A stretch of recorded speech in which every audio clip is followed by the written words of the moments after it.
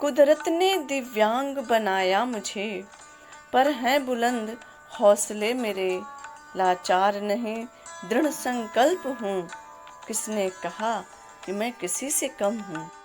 आइए जाने इला सचानी की कहानी से पहले हरियाणा के रहने वाले मदन लाल की सच्ची कहानी। मदन लाल जो बचपन से ही बिना हाथों के ही जन्मे थे। स्कूल में दाखिला के लिए गए तो मास्टर जी ने मना कर दिया। मदन लाल ने कभी अपने को असहाय नहीं समझा और अपना सारा काम पैरों से ही करना सीख लिया। इस वीडियो में आप देख रहे हैं कि अपने अथक प्रयासों से मदन लाल अपने पैरों से हाथों की तरह काम ले रहे हैं। इन्होंने जीवन निर्वाह के लिए सिलाई का काम शुरू कर दिया। गांव के लोग उनसे कपड़े सिलाने लगे। मनुष्य के अंदर अगर मजबूत इच्छा शक्ति हो तो मुश्किल राह भी आसान हो जाती है और हम कह सकते हैं कि जहाँ चाह वहाँ राह। मदन लाल और इला सचानी जैसे लोग ही हमें प्रेरित करते हैं, हमारे प्रेरणा स्रोत हैं। तो आइए अब इला सचानी के बारे में जानें। आइए अब पढ़ते हैं इस पाठ को और साथ में ही देखते हैं इनके शब्दों के अर्थ को भी। मलमली धोती का बादामी रंग खिल उठा था। किनारों पर कसूती के टाकों से पिरोई हुई बेल थी। बच्चों, यहाँ कसूती मतलब है जो परंपरागत तरीके से कढ़ाई की जाती है सूत के धागों से, जो कर्नाटक में बहुत ही प्रसिद्ध है, उसे कसूती की कढ़ाई कहते हैं। पल्लू पर भरवा टाके अपना कमाल दिखा रहे थे। इन बेल बूटों को सजाया था इला सचानी ने। इला की हिम्मत की अनूठी मिसाल है ये कढ़ाई के नमूने, जो हम सबके लिए प्रेरणा स्रोत है। 26 साल की इला गुजरात के सूरत जिले में रहती है। उनका बचपन अमरेली जिले के राजकोट गांव में अपने नाना के यहाँ बीता। सांझ होते ही, सांझ मतलब है शाम का समय, मोहल्ले के बच्चे घरों से बाहर आ जाते। कुछ मिट्टी में आड़ी तिरछी लकीरें खींचते, लाइनें खींचते, कुछ कनेर के पत्तों से पिटपिटी बजाते और कुछ गिट्टे खेलते, कुछ इधर उधर से टूटे फूटे घड़ों के ठीकरे बटोर कर पिट्ठू खेलते।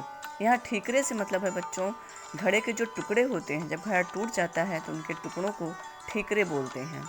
जब इन खेलों से मन भर जाता तो पेड़ की डालियों पर झूला डालकर ऊंची ऊंची पेंगे लेते और ऊंचे स्वर में एक साथ गाते।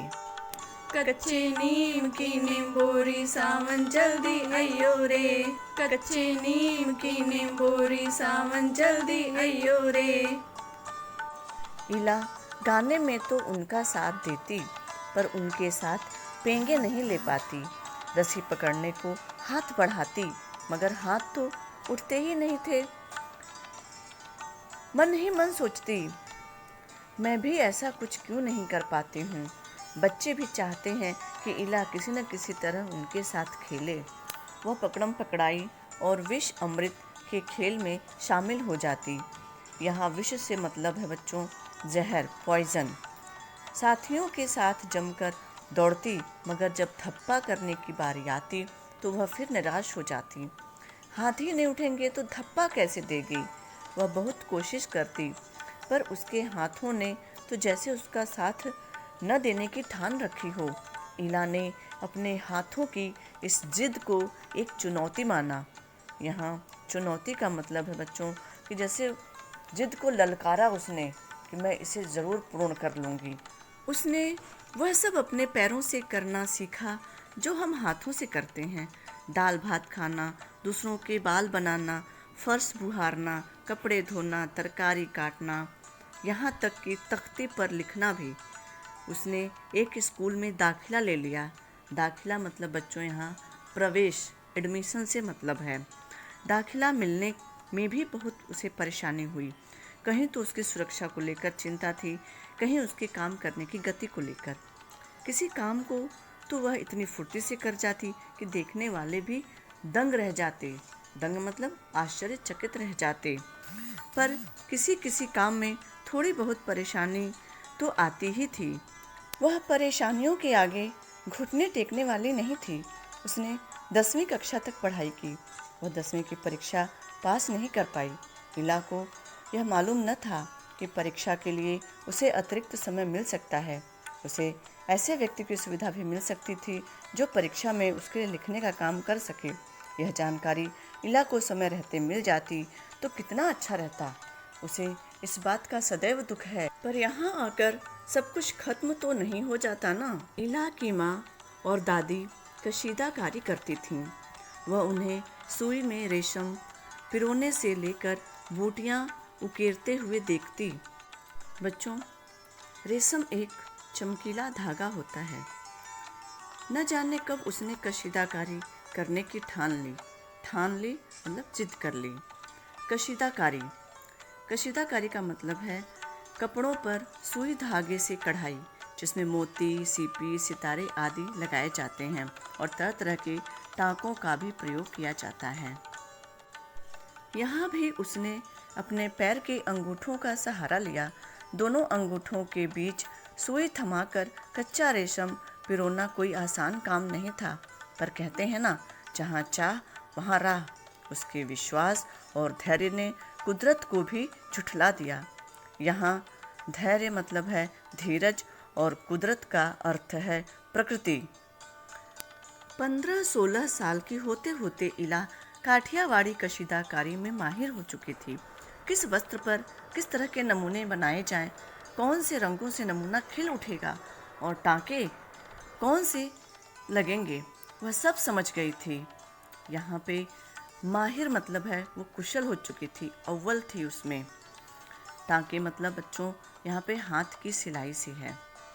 एक समय ऐसा भी आया, अब उसके द्वारा काढ़े गए परिधानों की प्रदर्शनी मतलब नुमाइश लगी। इन परिधानों में काठियावाड़ के साथ साथ लखनऊ और बंगाल की भी झलक दिख रही थी। इला ने काठियावाड़ी टाँकों के साथ साथ और कई टाँके भी इस्तेमाल किए थे। पत्तियों को चिकनकारी से सजाया गया था, डंडियों को कांथा से उभारा गया था, पशु पक्षियों की ज्यामितीय आकृतियों को कसूती और जंजीर से उठा रखा था। पारंपरिक डिजाइनों में यह नयापन सभी को बहुत भाया। इला के पांव अब रुकते नहीं थे। आंखों में चमक, होठों पर मुस्कान और अनूठा विश्वास लिए वह सुनहरी रुपहली बूटियां उकेरती थकती नहीं थी।